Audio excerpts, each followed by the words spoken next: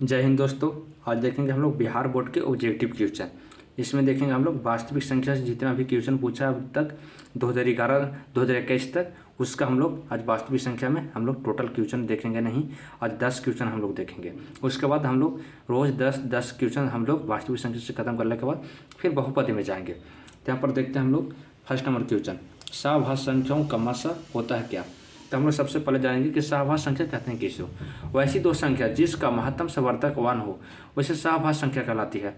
यहाँ पर देखेंगे हम लोग, जैसा कि यहाँ पर क्वेश्चन बताते हैं उदाहरण में सभाज्य संख्या से 2 लिखें और 9 लिखें। इसका जब निकालेगा महत्तम सवर्धक, इसका महत्तम सवर्धक करेंगे तो 2 9 का 1 होगा। ठीक, तो हम देखेंगे क्या कि सभाज्य संख्याओं का मासक होता है क्या। तो सभाज्य संख्या वैसी दो संख्या जिनका महत्तम सवर्धक 1 हो तो इसे सभाज्य संख्या कहते हैं। यहाँ पर देखेंगे 2, तो 2 आपका आता है सभाज्य संख्या में महत्तम सवर्धक 1 नहीं, तो आपका यहाँ पर सही होगा बी, ऑप्शन में बी। तो आपको यहाँ पर बी दे दिया है तो बी हम आगे क्यों चेक करेंगे, आपको मार के निकल जाना है आगे। अब देखेंगे हम लोग सही से कि 2 नंबर क्वेश्चन, यदि दो संख्याओं का गुणनफल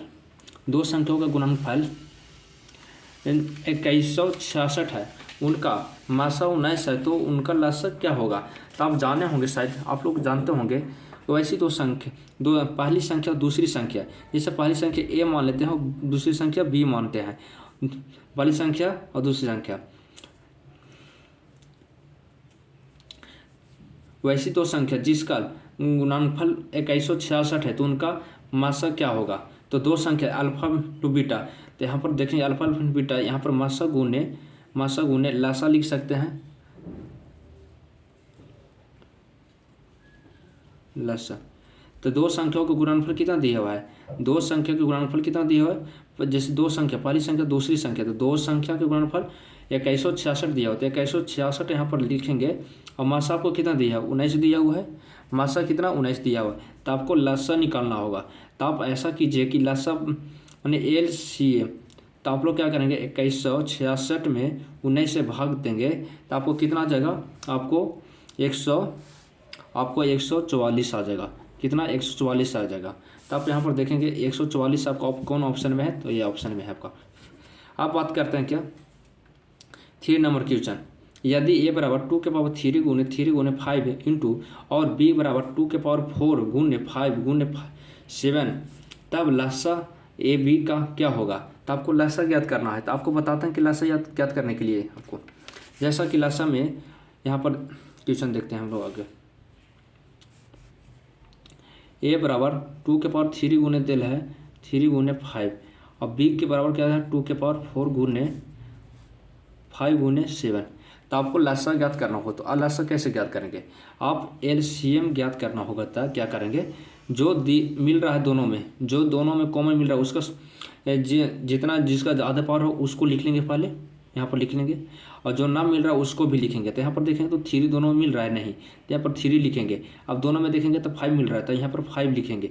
और यहाँ पर देखेंगे कितना, यहाँ पर देखेंगे कितना 5 तो लिखा गया यहाँ पर, अब बच गया 7।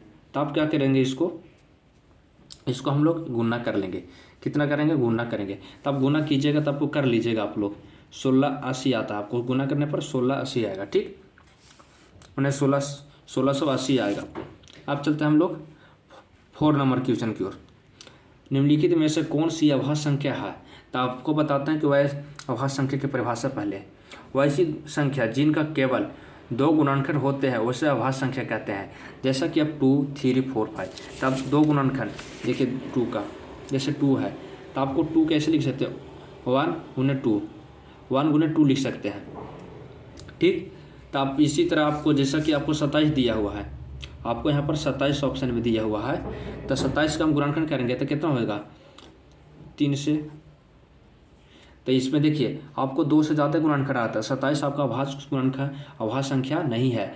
तो आपका वैसी संख्या जिसका 2 गुणनखंड से अधिक नहीं हो, वैसी संख्या जिसका 2 गुणनखंड होते हैं, जिनका केवल 2 ही हो गुणनखंड, 2 से अधिक ना हो, इसे अभाज्य संख्या कहते हैं। तो यहाँ पर देखेंगे हम लोग 27 के तोड़िएगा तो आपको 1 टूटेगा, फिर 3 में टूटेगा और फिर 3 से टूटेगा तो 27 आएगा। तो आपको यहाँ पर भी देखेंगे तो 7 5 35 आता है, 1 इधर हो गया। तो इसमें 3 गुणनखंड हो रहा है, 13 देखिए तो 1 गुणनखंड हो रहा है और 13 हो रहा है केवल।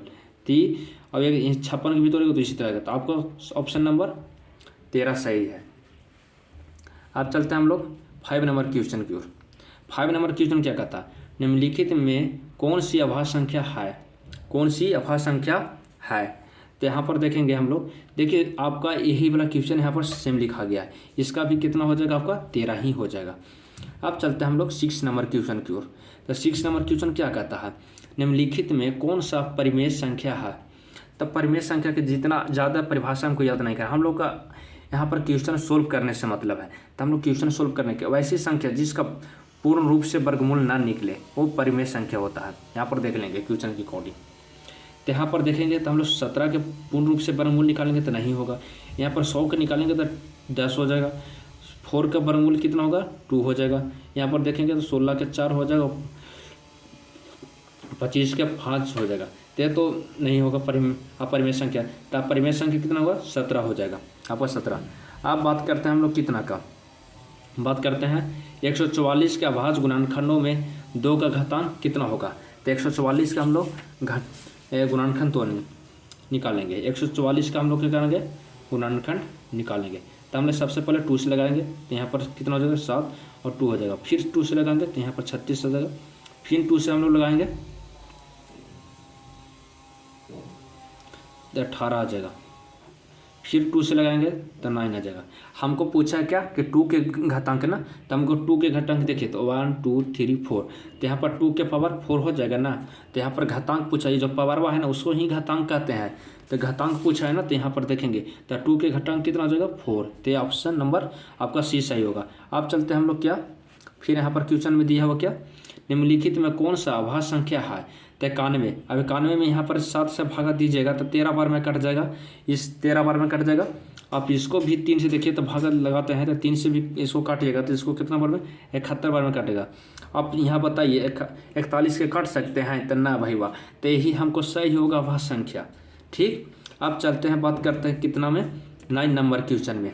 9 नंबर क्वेश्चन क्या क्या आप जानते होंगे शायद कि 1 के पावर बराबर 1 के पावर 0 हो तो इसका वैल्यू 1 होता है, तो यहाँ पर डिजिट भी रहेगा तो पावर तो 1 ही ना होगा, तो 8 के पावर गुने 2 के पावर, तो यहाँ पर 1 गुने 1 तो कितना वैल्यू होगा भाई वाह 1 ना होगा, तो ये 1 हो जाएगा।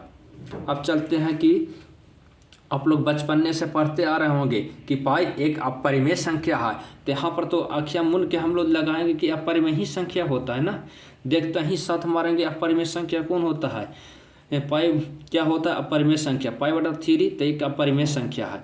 ये दोस्तों आप लोग को वीडियो अच्छा लगा हो तो लाइक कीजिएगा, सब्सक्राइब कीजिएगा, इसी तरह आप लोग को ऑब्जेक्टिव कराया जाएगा, धीरे धीरे टोटल क्वेश्चन का ऑब्जेक्टिव करा देंगे जाएगा आपको।